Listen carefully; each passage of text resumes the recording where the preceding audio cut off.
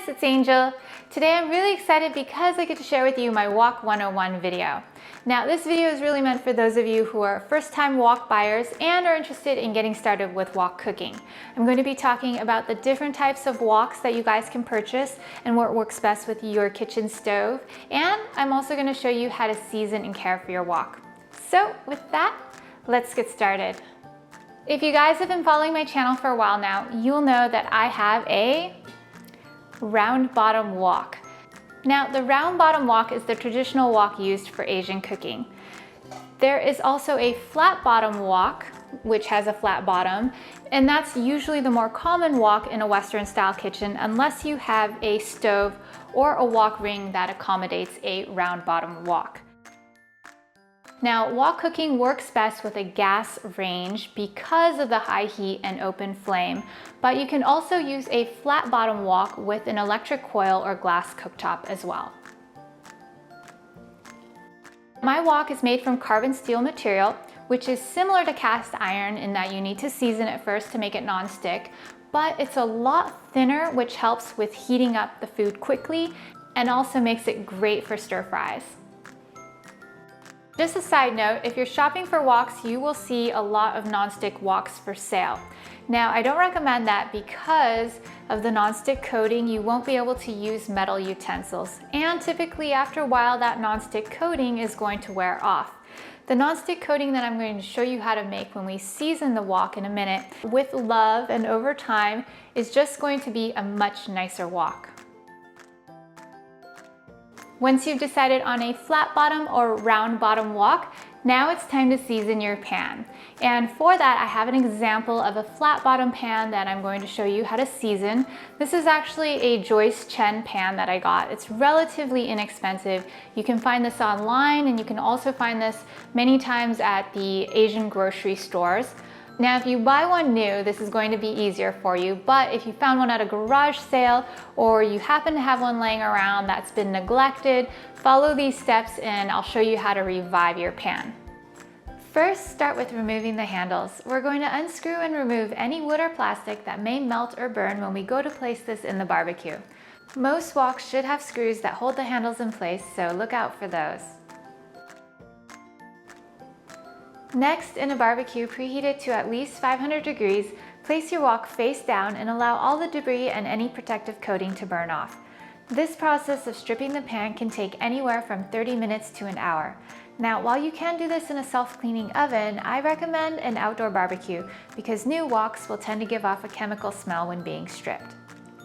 Now, if you don't have a barbecue and you don't have a self-cleaning oven, or you just have a lot of residue on your pan, you can also use a product called Easy Off. This also works really well for cleaning ovens, but it'll definitely strip everything off your pan. Once your wok is fairly clean, wash it well with hot soapy water and give it a good scrub. This should be the last time you wash your pan with soap. I know, that sounds weird, but I'll have more on that topic later. For now, quickly dry your pan with a lint-free cloth to prevent it from rusting. Then rub a light layer of peanut oil all over the inside and outside of the wok. Just make sure it's a light layer because a heavy layer of oil may cause the seasoning to flake off.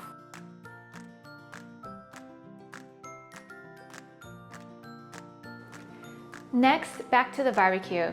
This time, lower the temperature to 400 degrees and let the oil gently bake onto the pan for 15 to 20 minutes. You'll know when it's ready when the pan turns a dark gray color and becomes shiny. Then remove and let the wok cool for a bit so it's cool to the touch. This is going to be our first layer of seasoning, and I recommend that you repeat the step of adding a light coating of oil and baking on the seasoning for a total of 2 to 3 times.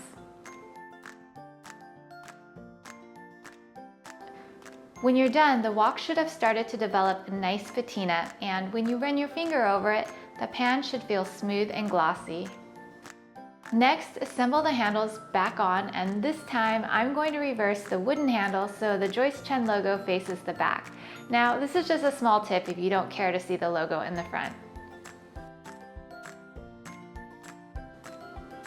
Step 2 of the seasoning process requires food to cook with, and this is just sacrificial food for the sake of breaking in our pan. We're not actually going to eat this. I recommend starting with green onions and ginger because those flavors will help neutralize any initial metallic taste from the pan.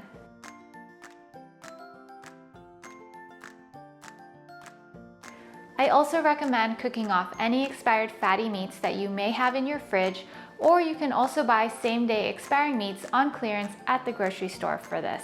Again, don't worry if the meat isn't fresh since it's only for the seasoning process. After 3 to 4 times of cooking with real food, your pan is now ready to use. To clean the wok after cooking, just wipe away any excess oil and residue with the clean paper towel. I know it might sound weird at first, but this is really the best way to keep your newly seasoned pan happy. You should never wash it with soap and water, otherwise you'll be stripping away the nonstick seasoning. Now, if you happen to cook with something super sticky or food that is burnt on, you can clean it with a bit of kosher salt. Just rub the salt into the pan with the paper towel, and like a good skin exfoliation, any residue should come off and any excess oil will be absorbed by the salt.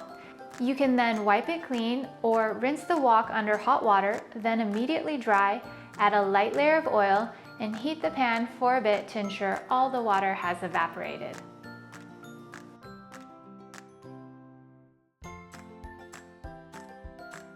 So those are my tips for wok buying, seasoning, and care. Now, if you're like me, you will love the seasoning process. Afterwards, after I season my new pan, I always love cooking with it more because it just develops a really nice patina. Hopefully some of you out there know what I mean by that. I'm Angel. Thank you guys so much for watching. I hope you found this wok tutorial helpful. As always, post in the comments below if you have any questions, and I will see you guys soon. Bye.